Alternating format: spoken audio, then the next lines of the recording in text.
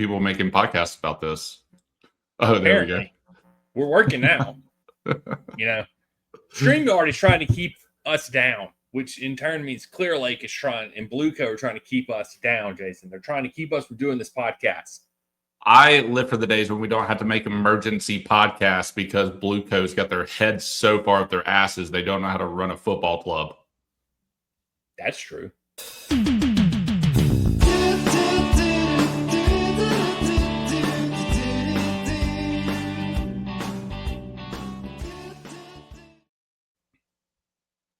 Welcome to the Red, White, and Blues podcast, where it is a celebratory episode because Liam Rosenior is gone from Chelsea after only 21 matches, I think, or some shit like that, and 23. His poor record, and just an overall shit manager.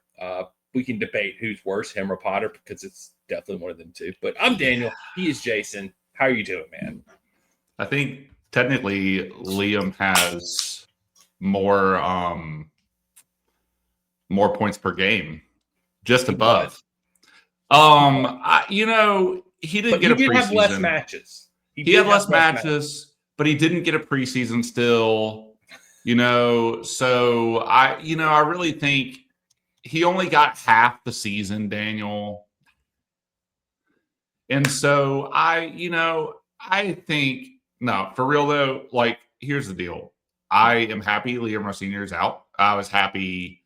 You and I were talking about it, texting, like it was going to be like a Liam out episode on Thursday anyway. Yeah. And so we're doing this one day early. My thing is he shouldn't never have been the manager anyway. That's correct. And I was asking you, like, if you thought that, was he forced to take the job? Like, was it an option for him? And like, if you're at Strasbourg and they own it and you're a company man anyway, I don't know, maybe there's a little bit of symbiotic relationship going on there. But at the end of the day, he should have never, ever, ever, ever been appointed.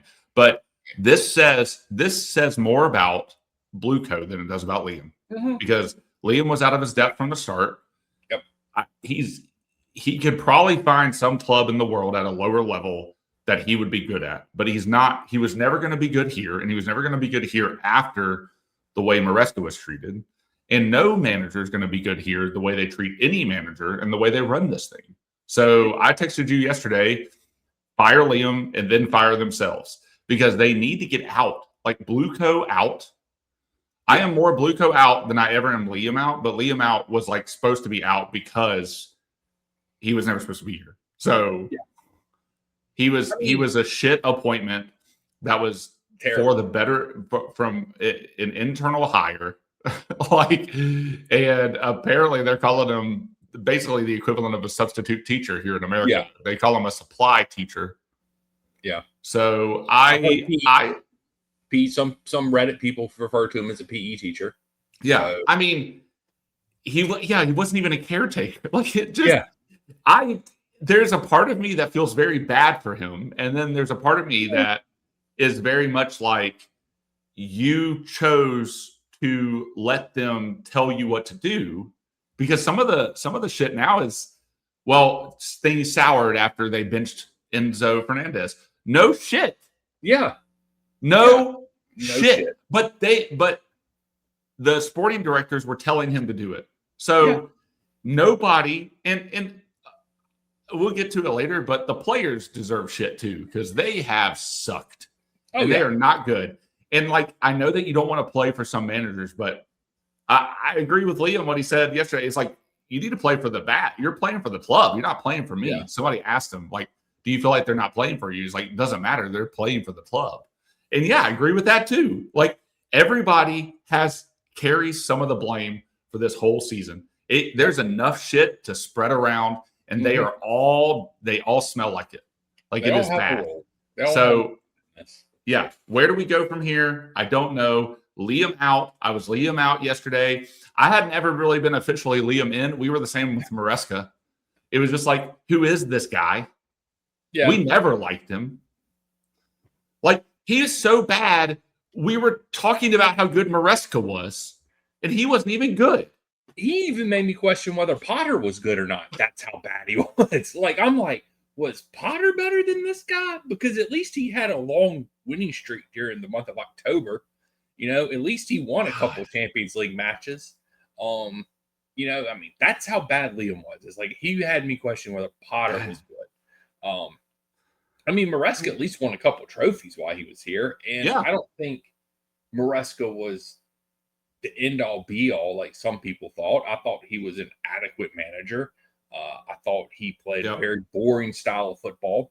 I thought his attacking was very boring. I didn't really like the way he played. I thought his subbing was pretty terrible as well. So I don't know. But yeah, I mean, you can just go down the list of shit now that has come out about Rosenior. I mean, I don't know. There was a report that came out this afternoon that he didn't wear his glasses during training because he wanted to appear more intimidating. The shit that I don't know if this shit's made up or not. The stuff that comes out after our manager leaves is just hilarious. That is another trend, right? Like every time a manager leaves, the mouthpieces of the club are in full force, frothing at the mouth for how bad they were and how like at the end of the I don't know why anyone would take this job. That naive us talking about when Potch was here and maybe Potch should stay for another year because we were actually on an upswing after, and he was the first manager to come in that had a full season, right? Mm-hmm. And we were, oh man, naive Jason thinking that he could like the managerial position would be desirable again. This is horrible. Like this is absolute. I understand like there is cause for celebration because Liam is bad, right. and like the thought of him being the manager because the powers that be deem it so because they believe in him and we have to deal with this project and we have to deal with the corporate speak. We have to deal with like Liam was the true mouthpiece of the club. You don't sit next to Finkelstein and defend him after he is cursing at the fans and telling them how stupid they are. You don't defend the club at all costs or defend the ownership at all costs. You defend the club. And then we'll talk about that in a second because there's a dichotomy there. And then you don't suspend a player that should not have been sanctioned in the first place, in my opinion, in that way, and still expect to have the dressing room. Like you're not going to have it. And you're at least losing part of it. You're going to lose a contingency of players. And if it's true that the players were confused by his tactics, you're going to lose it. And we're not talking about the greatest players in the world here. Like, I know we like to think that because we're Chelsea and we want to back them, and we do back them. Like, that's the difference, right? Like, that's the dichotomy. You can back the club and you can slag off the ownership. We do it with the managers all the time, right? There is a part of like the fan base that doesn't like to really like come after the players as much because they're the ones that are out there performing. Everyone else is just watching them perform, right? So like easy targets.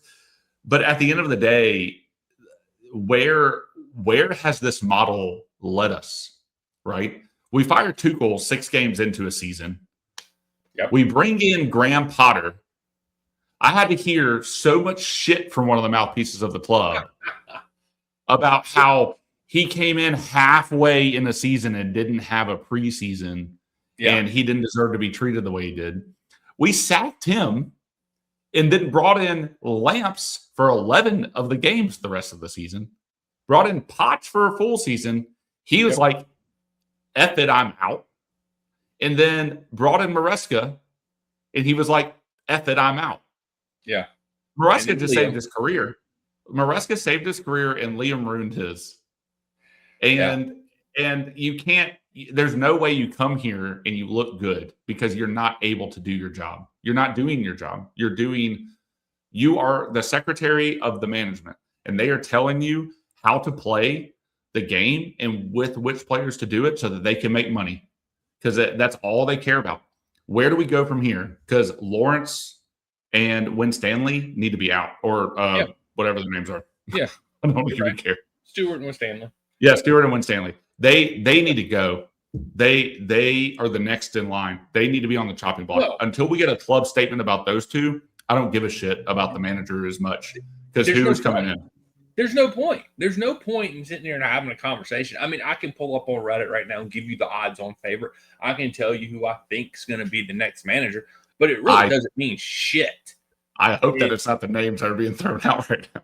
I mean, we'll get into at the end of it. We'll talk about them, but like that's the point. Your point's right. In that there's no point in worrying about who the next manager is going to be if Stewart and West Stanley are picking it. They're 0 for 4. What makes us think that they're going to get it right this time?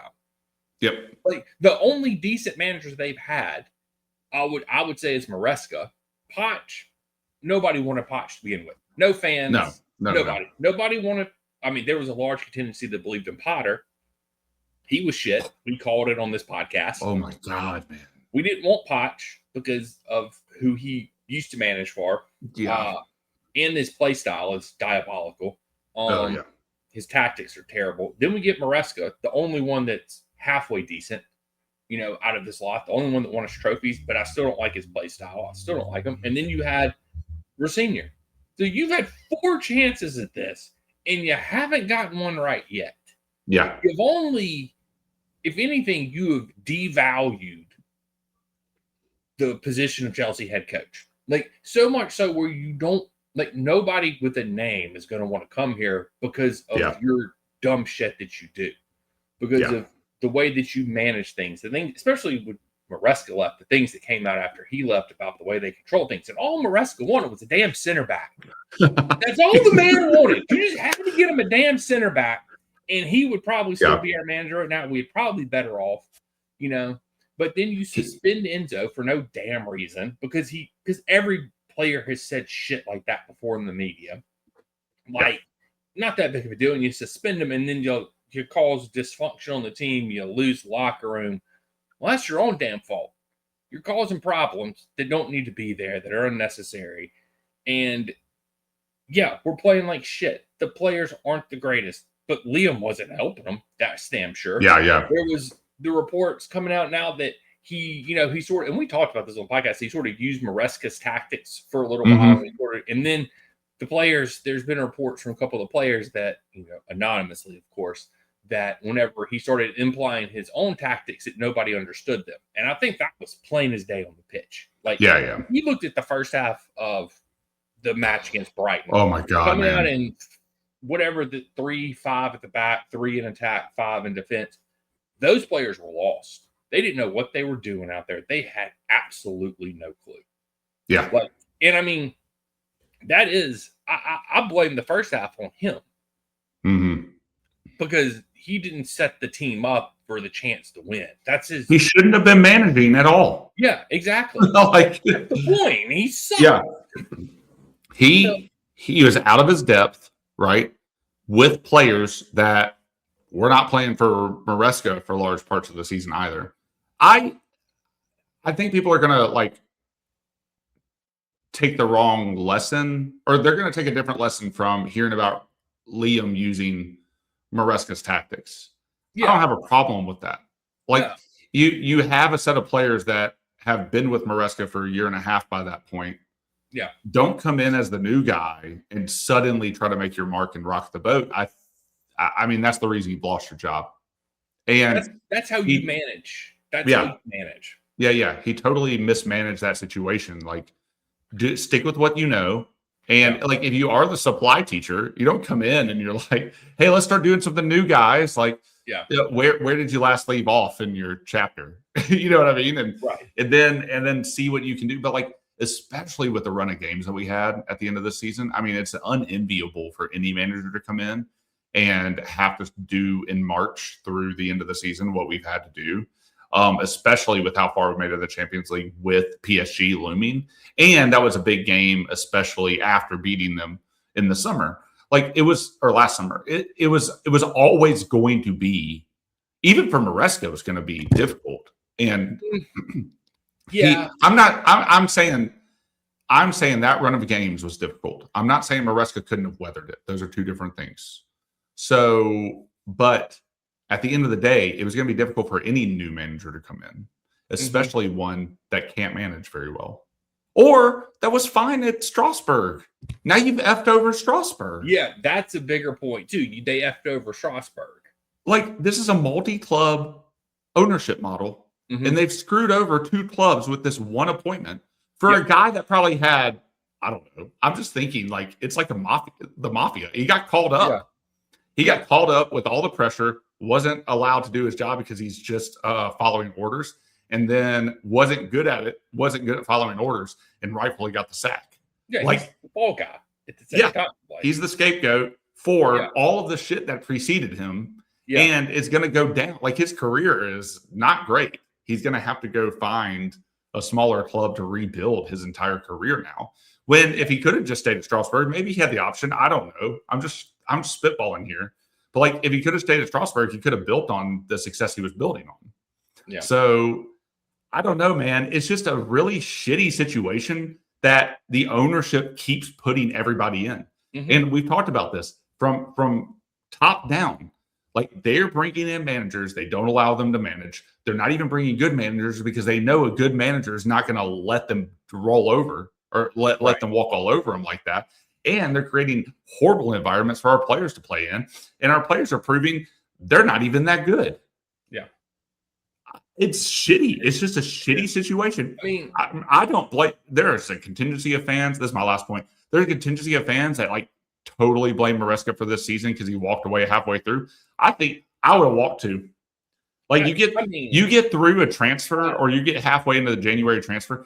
In the context of him asking for a center back, it is in the context of us losing our star center back, who just put in monster performances in 2 finals, 2 large or major trophy finals, right?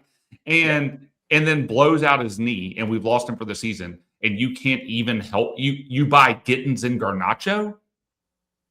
F off.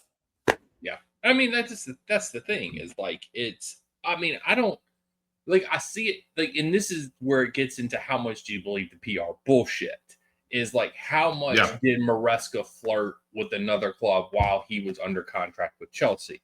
Because that does play a role into it. And like, if he was actively talking to Manchester City while under contract without Chelsea knowing about it, I can understand them being pissed. But I can understand why Maresca did it because, like you said, they didn't get him a damn center back. They weren't supporting him. So he felt abandoned. He felt like they weren't giving him the support he needed. And then to hear puppeteer Liam come in and they give him a center back. Like, just think about how much they screwed over Strasbourg this year. Liam wants a center back, so they give him Sarr, who has not played at all for Chelsea. He is rotted on the freaking bench. Yeah. Like, he played a couple of matches when he first came over, and then everybody realized, oh, wait, maybe he's not as good as we thought he was. Yeah. And maybe you should have just left him at Strasbourg so he could have developed for the rest of the year where he was captain on the freaking team and developing well. But no, let's pull the plug on that so we can give our boy Liam a thing. But then you talked about the whole Strasbourg thing, about whether he had a choice to come here. And it's like, I think of it as like a business, like when, like when I'm managing things, you may have had this discussion privately off camera, in that like when I'm managing things and then, you're asked to do certain things within the company. Like, hey, do you want to go to dinner with us tonight, after we get done working? And you're like, you don't really want to go. Right. But you probably should go because it'll benefit you making connections and getting to know people. And hey, do you want to go to this job site and go do this? Well, I really don't feel like driving 3 hours to go do that. But I'm being asked by people that sort of control my future. So I should probably go do that so it looks good on me.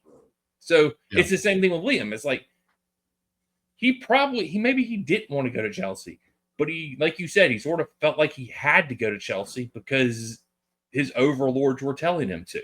I mean, like I had a very wise boss once tell me, like, if there was something that was the larger organization, if like our team within the larger organization we're kind of a segmented team, right? So like we would hang out on the other side of our business. And so we're kind of separated from our larger team. While they're doing something, it was always like, well, do we have to go to that? And he would say, it's your career. Yeah, exactly. And so it's like a wink, wink, nod, nod. Like if you're not there, we will notice. Right. Yeah. It's kind of how I feel about it too. How long would his Strasburg career have lasted if he didn't take the Chelsea job? Yeah. Yeah. Like, I mean, they might have fired him at the end of the year if he didn't get, say, Conference League or Europa League with Strasbourg because he didn't meet their goals or whatever. But it was really because he didn't take the Chelsea job. Oh, yeah. Right. Yes, so it's like he could have been damned. He was probably damned if you do, damned if you don't type situation. Yeah. Well, and that's why I feel like I pity him in a way. Like, but also if you're going to make your bet, like if you're a manager at Strasbourg, you better be on the Gary O'Neill, high alert. Next man up. Yeah. I mean, like I didn't know we were using Strasbourg as a way to farm managers. Like, no, we did say on this podcast, I don't know if it was before we hired him. It might have been, I don't remember when it was, but at some point we said on this podcast that at some point Liam Rosenior would be the manager of Chelsea. Yeah. Like we said that on here, and it came through, and it ended about as quickly. We have likened it also to the Fallout show where they're cryogenically freezing managers for the future. Like that's what Strasbourg feels like. Mm-hmm. It is. It's like got this mafia vibe. Also, like family. You better step up for the family. Corporate. We're businessman in training. But he was so corporate, man. Like he was. Like one of the reasons. I mean, the ownership has to. I mean, I keep thinking things will like make them like put their tail between their legs, but they're so brazen and stupid about everything that like they're not going to realize the implications of this. But some of it has to like have like entered in of like, oh yeah, this doesn't look good. That people are like talking about the Titanic and Chelsea in the same 114 like years, 1912. Yeah, on the football terrace yesterday, they had a bunch of Chelsea fans and a Liverpool fan, and they were talking about this whole situation. And one of them was like, "This hasn't happened at Chelsea since before the Great War." It's like when you start putting it in those terms, like we're talking over 100 years ago, like that. Yeah. That these records have stood, right? And like they're the worst records to break. Mm-hmm. It does kind of put stuff into a context that you don't want to be associated with if you hear your club's name and that stat. And I mean, it's just untenable. But also, if you were like let's pretend for a second, hypothetically, Liam came in and he was an instant crowd favorite, right? Like I think that helps you have some cred in staying because there's a little more forgiveness from the crowds that aren't chanting "F you, Rosenior" at an away match. like we're in an away match and we're chanting against our own manager. It's incredible Brighton to was me. Chanting for him because he used to be a Brighton player. So. Well, I mean, which one of the sporting directors was from Brighton too? Just raiding that club, man. Like. Also, it was like somebody said Brighton was our farm club. And I was like, I mean, it's like we're getting destroyed by our farm club with players that we took from them. Crazy. I mean, it's just poetic that he got canned after the Brighton game. And Brighton has been such an inspiration to us as a club with their model and their players and their back staff.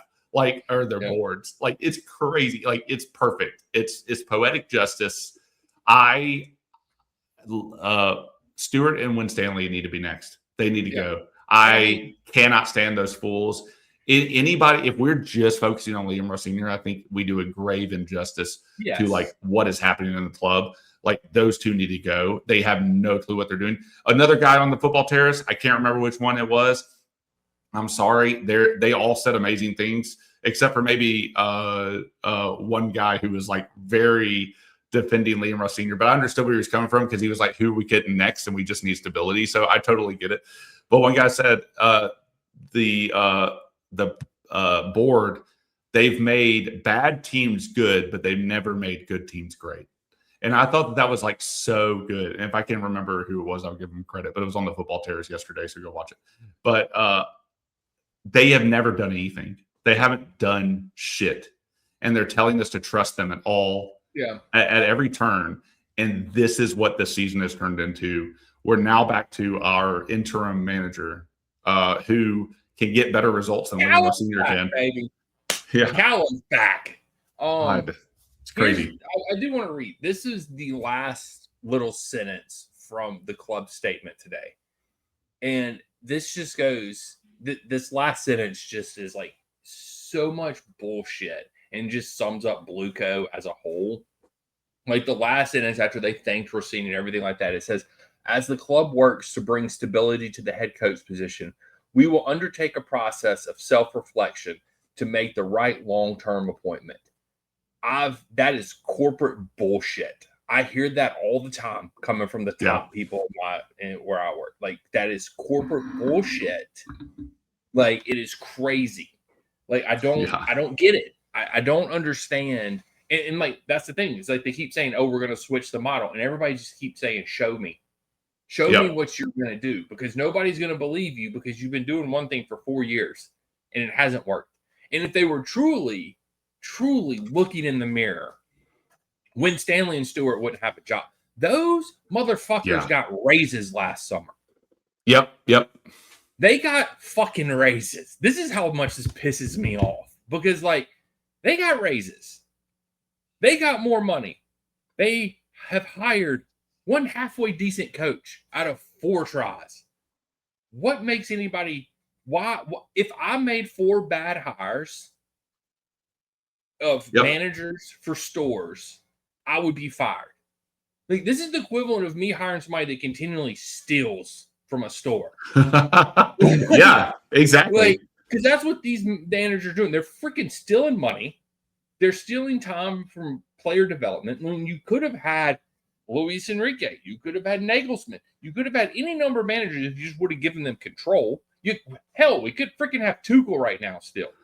Like, but these imbeciles are morons and they can't freaking run a club. And there's no point in sitting here and good riddance, Liam. Be gone. You're a terrible manager. You're not good. But when Stanley and Stewart, don't let the door hit you on the way out, because your 2 asses need to be gone too. Joe Shields, you should probably go with them too, because you brought us like one good player, and I'm sick of signing Man City rejects. I mean, if you got me Nico Riley, I would be okay with that. But did you go get Nico Riley? No, you didn't get him, you asshole. He's good too. You didn't get the good ones. You got Cole Palmer, who, ironically, the only manager to get anything out of Cole Palmer is Pochettino. I know. And I think it was in spite of Pochettino. I still don't give Pochettino credit for anything that Palmer did that season. I think it was just Palmer just having a brilliant season. But Palmer hasn't been the same since Pochettino left. No. And his injury doesn't help. And his injury this year, But yeah, the club is terribly run. It's just awful. Like the best thing that they've done was put the out clause in Rosenior's contract. Yeah. Like, where they only had to pay him, I think, like $4 million. Mm-hmm. And like, if you have to put that clause in there, does that not just say, do you really trust this guy? Yeah, exactly. I mean, but you're supposed to believe that they have a project and that they have a full thing. And then they're talking about, oh, well, we still need time to self-reflect. Yeah. Bitch, you should be doing that every single day.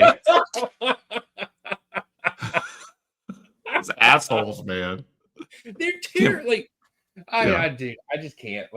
I swear, I have not looked forward to the summer and the end of the season more so than when you and me get to spend $1 billion fictitious dollars buying a new team just to prove how dumb these dumbasses are. Like, I'm not even that knowledgeable. It's going to be so easy for me. It's going to be the easiest thing in the world. It's going to be the easiest thing in the world. And these dumbasses, Walsh didn't get Michael Elise because his wages were too high. They didn't get Cherokee because he had a bad attitude.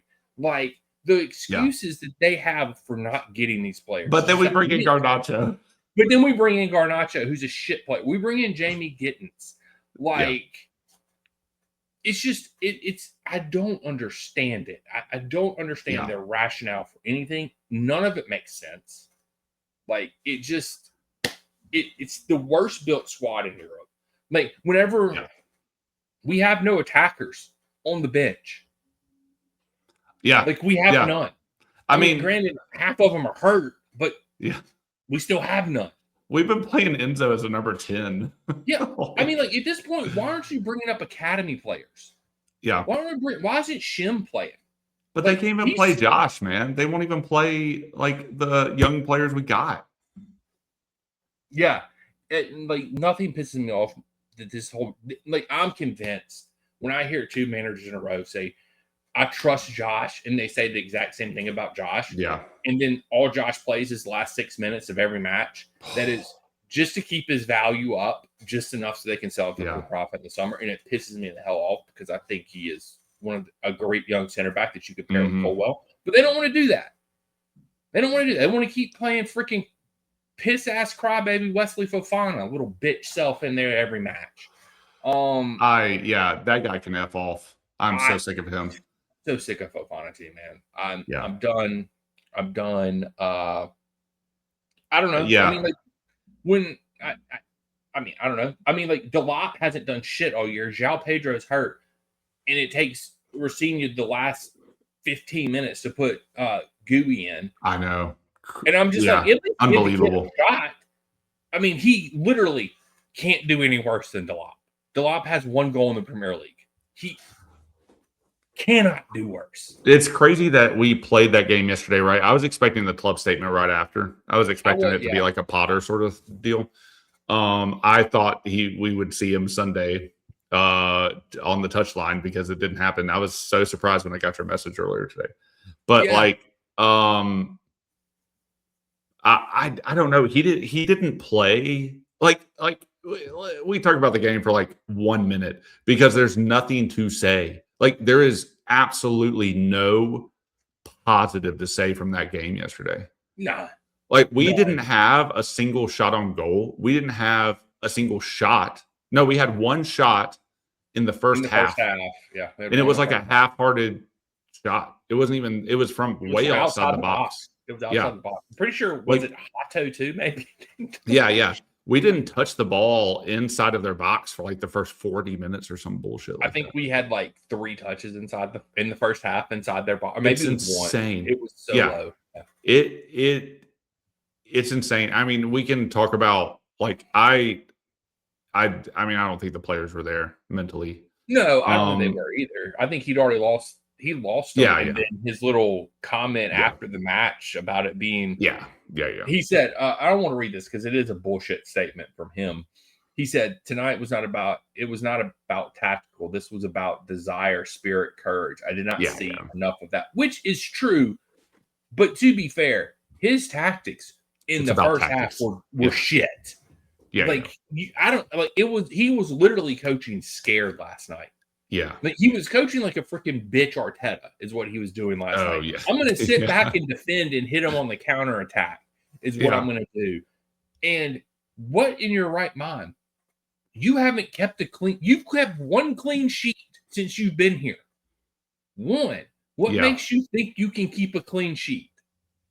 Yeah. Literally, Brighton, like, they had shots on target within the first 3 minutes of the damn match. They destroyed us, man. They outplayed us in every single way. It was so bad.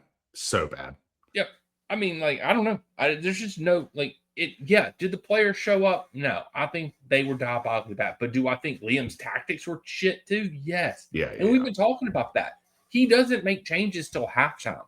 Right. Like, every match. It's like halftime, he'll go in and make some adjustments. Like, there's nothing on the fly. There's nothing. Like, which tells me he didn't have a game plan. He had one plan, and then he wrote a bunch of gibberish in his notebook during the match. And he's like, instead of doing stuff on the fly, he went into halftime and did it. Or he would pass notes out in the 86th minute when we're down 2-0 to PSG, and we're already out the the match, and it doesn't really matter. So, yeah,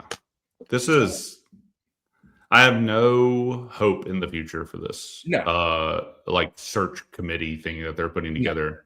And it's like you said earlier, until Winstanley and Stewart are out, there's no point. Like I'm happy Liam is out. I'm happy I don't have to hear him again. It's really hard to ever back that guy, and he's just a suit. Until the model of the club changes, it's going to stay the same, and we're going to have to go through all of this again next summer. Exactly. And I don't even know if it'll be next summer. We'll appoint somebody. They won't even make it a whole season. That's true. Maybe they do. Maybe they do. Maybe they don't. I don't know. But why is anybody going to take this job? I don't know. Why would anybody take this job? All right. So here's the odds-on favorites, Jason, right now. Oh, man. I already know some of those names. Yeah. This list is insane to me. Okay. And then we can debate who we think will be who it is. Iola, whatever his name is, from Iola or whatever. Iola from Bournemouth. Is that where he coaches now? Bournemouth. Yeah, he coaches Bournemouth right now. But he's already said he's leaving at the end of the season. He's 2-1. Felipe Luis, 3-1. Glasner, who is the I believe Glasner's the isn't he the Strasbourg coach right now? Maybe. Yeah, I haven't heard of his name though. Yeah, Glasner's 5-1. Wow. Fabregas 5-1. Diego Simeone 11-2. Frank Lampard 11-2. Xavi Hernandez 6-1, and Barr, whoever the hell that is. And then they've also mentioned I heard the dude from old Dortmund's old coach, whatever his name is. I can't think of his name. But Marco Silva's been in the conversation as well. Yeah, Marco Silva. Yeah, that's the other one. Yep, Marco Silva. Dude, there is not a snowball's chance in hell Frank Lampard comes to coach this club. I would agree with that. Lampard will stay far. I mean, if the rumors are true, this is also diabolical by this ownership group that Terry said he would coach the team for the rest of the season, and they essentially told Terry to F off, and you will never coach at this club ever. Why? Because my opinion, because John Terry tells them how it is. John Terry's like, y'all are a bunch of dumbasses that don't know what you're doing. He's not a yes man. Wow. You know? So Frank is probably, I think Terry's more of a hothead. Frank's a little more rational, which is why they were okay with Frank coming in and being a caretaker. You know, for the end of the season. So Frank's a little bit more level-headed and tactical, where Terry's a little more hot-headed. But those are the things. Here's my honest take on it. I'm predicting that it will be Felipe Luis. Because why did he get fired from Flamengo? Because he was talking to us. So he got fired several months ago from Flamengo because he was talking to Chelsea. And so we've been an admirer of Felipe Luis for a while. He has connections to the club. He once played for us. And clearly there's some kind of connection there. Now, here's the caveat to that. You're switching the entire way you play, because I'm pretty sure he plays 5 at the back. So you're going to have to switch the profile of players you're buying. You're going to do all of this kind of stuff. You're going to have to make a lot of changes. Yeah. We don't have the money to make changes because we're broke ass bitches that don't have any money. And 2, if I'm going to switch to 5 at the back, and this is going to sound crazy, and you're going to invest in a manager that plays 5 at the back, and you're going to give him the resources that he needs and the players he needs, I would go get Amarin. But that's just me. I rate Amarin higher than I do Felipe Luis. And if you're going to switch to 5 at the back and just invest in that structure and those tactics, give me Amarin over Felipe Luis. But I think it's a disaster either way it happens. I'm just predicting it'll be Felipe Luis. That's my prediction about who will be the next manager at Chelsea. It won't be Fabregas. There's no way he's giving up what he is creating right now. And he's not a yes man. Lampard's definitely not coming after Coventry. Iola, some reports are already saying he's already said no. Some people are saying we haven't talked to anybody yet. The popular opinion as of like 2 days ago when he announced he was leaving is he was going back to Spain. So I don't think it'll be him. I don't really want him either. I don't think he would play. I don't think his style of play transitions to what we want. Yeah. I just like you're Felipe Luis fits it. He's young. He's an up and coming manager. Like you're not going to get somebody with experience. Like that's just yeah. You're not. Like I want Nagelsmann still. Just bring him in, but he's not going to come. I know that realistically. So yeah, dude, I would love to see Diego Simeone like on the sideline because I'd love him. But yeah, he's not. I hate the way he plays. I hate the way he plays. I know, but he's also just not going to take shit from the management. Oh no, he wouldn't. No, he's a character. yeah. Man, he is. Yeah. I want a character though, I think is what I want. But I agree with you about Felipe Luis. Like he's sensible, you know. Yeah. And like there's a way that he plays that is sensible. And I mean, I will say this. Pretty sexy guy too. Oh, yeah. Pretty sexy guy. So we would have a good-looking manager on the sidelines for once. I mean, he's won with Flamingo. He has won. Decently and that will seasoned. be their thing. Yeah. Yeah, and I know they did come out and say we want somebody that's Premier League proven. But who are you going to get? That's the thing. There's nobody that is going to walk into – it's either going to be Felipe Luis or the guy that's at Strasbourg, because I'm pretty sure he coached at Crystal Palace before he went to Strasbourg, if I'm not mistaken. So why are they actually waiting until June to appoint a new manager? Which is dumb. Like, why are they doing that? I mean, I don't mind giving Callum the rest of the season. I think at some point, like, that's probably good. But, like, why until June, though? Or the end of June? I thought it said the end of June. Well, I mean, like, I guess to be fair, like, normally, like, I mean, like, this summer is even more crazy because, like, it's the World Cup. So, and I think contracts usually run. I think contracts usually run through June anyway. Okay, yeah. Like, because Potch's wasn't over with until June. Like, makes sense. Like, I think that's just for whatever reason. I mean, maybe it has to do with the fiscal year. Accounting wise, I don't know. But yeah, it's annoying. I just don't. Felipe Luis is not necessarily saying that's who I want. That's just who I'm predicting that we're going to get. They'll try and sell it to us because he won, like you said, at Flamingo, and he has ties to the club because he used to play for us.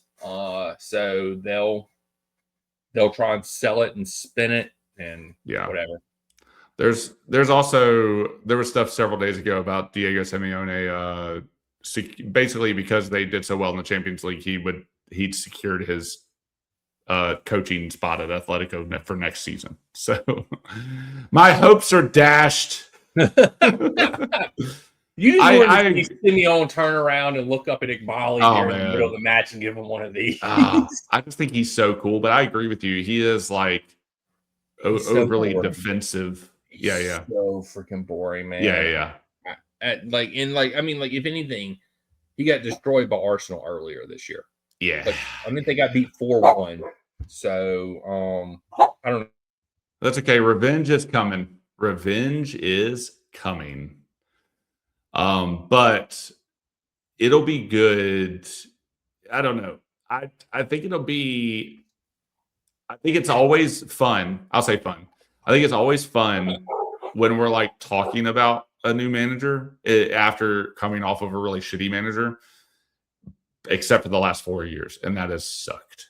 So I'm not, I'm looking forward to the possibility of somebody awesome coming in, but also like, what does that possibility even mean? Like, what is the possibility of the possibility? So you know what, Jason, that I'm just excited that you were actually here in the country. I know when your senior got fired. That's how bad he was. That's how bad he was. I didn't even have to leave the country on an international trip for him to lose his job. I mean, like you missed Tuchel getting fired. You missed Potter getting fired. You missed and then Maresca. you missed Maresca getting fired. Yeah. And Poch was just let go at the end of the season. So it's like mutual consent. Yeah, mutual consent. Yeah, mutual consent my ass. But yeah, so you're so this is the first manager that Blue Coat. I know. I even texted you. I was like, do we need to do a pod tonight? Emergency pod? Yeah. That doesn't happen hardly ever. No, it doesn't. It doesn't. But oh man, incredible times. I don't like any of it. I like the potential of a new manager, but I also feel really bad for anybody who comes in here. And if it is somebody like Felipe Luis, that'd be great. I don't believe they're going to let them cook. And until I see Stewart and Win Stanley on the chopping block, I will never think the project is good. Yeah, I would agree with that. The project will be shit until until until the model changes. Yeah, and those two leave because and I mean maybe if you change the model, I'm okay with giving them a transfer window. If the model changes, if the model stays the same, there's no point in them staying. Get them whatever. Yeah. Dude, are we live streaming on Sunday? I mean, all right. I say we just do our predictions before we get on a little early. Okay. Yeah, that's cool. Yeah, that's fine with me. We'll be together. It seems weird to end this podcast like that. Most definitely. Well, good riddance, Liam. Good riddance. Do you want to make a prediction, Jason, on who you think will be the next manager? I don't even know. I have no clue, man. Okay. You don't have to. I was no. I'll predict it. I'll predict it right now. It's going to be Iriola. Oh, you're gonna go with him? Okay. It's because they will pick the shittiest person on that list, and he's pretty up there. Just throwing it out there. Hey, look, it's been a wild day. It's been a wild year at Chelsea this year. I'm not saying I want him. I'm not saying I want him. I'm saying if I'm going to put money on what I think Tweedledee and Tweedledum are going to do, and that is exactly what he is the pinnacle of managerial prowess for making money in the private equity hellscape we find ourselves. He is perfect for the job in the way that they have arranged it. Like, that's why they need to go. He is perfect.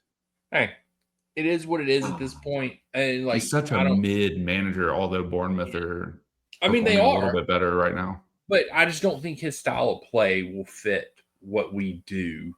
Like the way we want to play at Chelsea. He's very similar to Poch. You got to run. You run around a lot. And let's just face it, that when our players run around a lot, they tend to tear hamstrings. R.I.P. Esteval. Season hangs in the balance, man. Yeah, R.I.P. Esteval. Shit. Out. Yeah, we need new medical staff too. Yeah. F off. Like all these players who keep getting hurt under the care of this current medical staff. Like we talked about how much they fired everybody on Zoom when they first came in here. Sorry. Go ahead. Go ahead. Continue. It's ridiculous. It is absurd. We need to do a deep dive on the injuries and the amount of injuries. I don't even know how we're going to do that. I'm not a very good researcher. Interesting. I'll go find it. Somebody linked it on Twitter or on Reddit earlier today.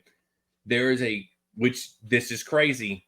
There's been a medical study done that when specifically soccer clubs change managers mid-season, that hamstring injuries increase by like 4 times. Specifically hamstring injuries. Wow. Yeah, and there's been like a medical study done on it. And Amazing. so, yeah, it's crazy. And just to think, that makes a ton of sense because everybody's hamstrings blow out at Chelsea, and we have done nothing but more revolving door of Wow. managers for the freaking last for the last 4 years. That's amazing. I am looking at I'm looking at 2 cookies my wife just made. Thank you.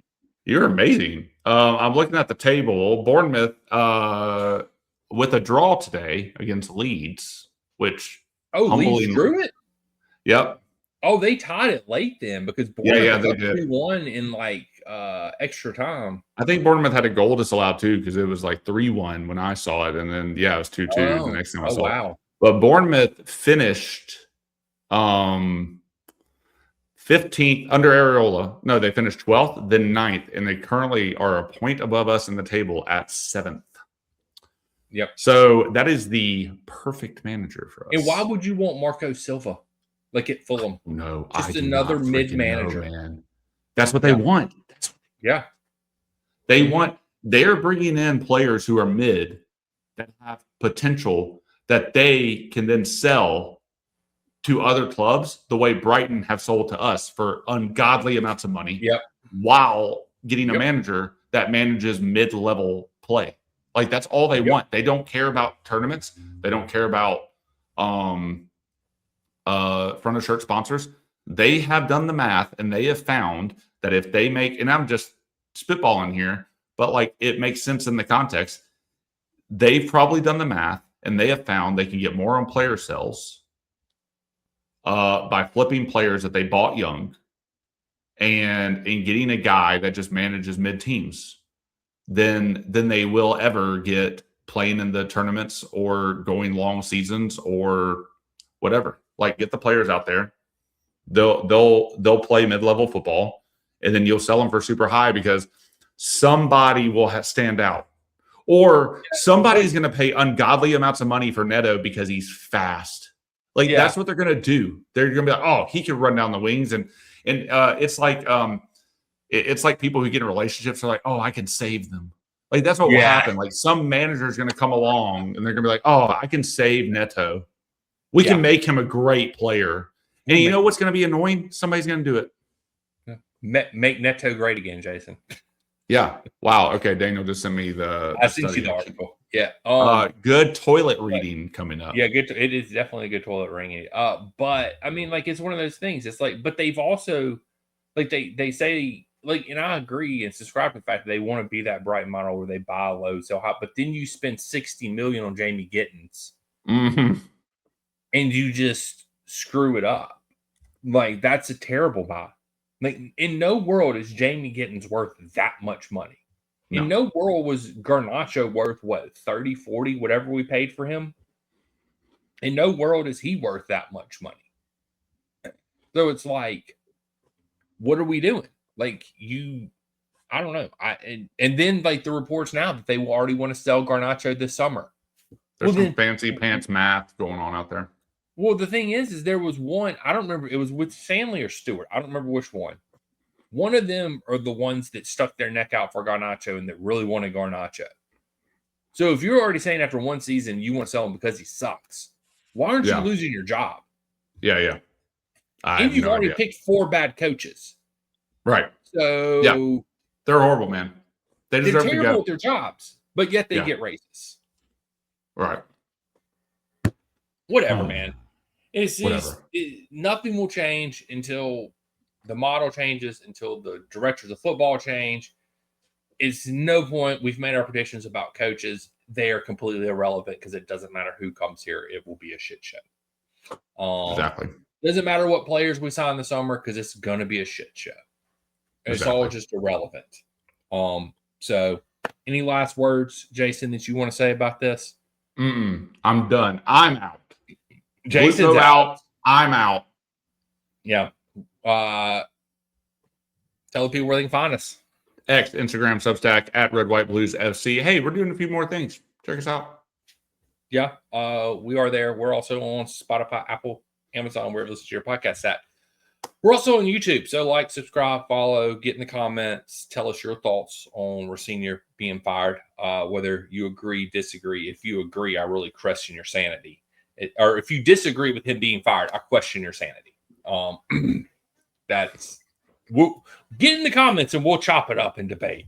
But don't forget, join us Sunday. What is it, 9 o'clock American? Is it Central Standard Time, 9 o'clock? Yes. You will see Jason and me on a couch together watching Chelsea play football against Leeds. Oh, hell yeah. We will probably get battered and bruised, but in Callum we trust at this point. And I must say, Callum hasn't lost yet as a manager at Chelsea. I think he did lose, didn't he? He lost the Fulham game. Oh, I thought he'd only managed one game. I thought he just managed. Yeah, I did too the other day, and then he did the Fulham game in between as well. So he's 0-1-1. He's one, yeah. So he's 1 draw, 1-1. Oh, great. Okay. In Callum, we trust nonetheless. In Callum, we trust. I don't give a shit. He's better than Rosenior. Yeah, in Callum, we trust. We'll go back to Maresca ball, I'm assuming, which will be boring and unsustainable because we have nobody that can score. But anyway, onwards and upwards in the FA Cup to the finals we go. Until next time, we'll catch you guys and gals on the flip side. Liam, in the words of one of your one of your 23 post-match press conferences, the responsibility is on you. You should take full responsibility for this one. Flippity floppity.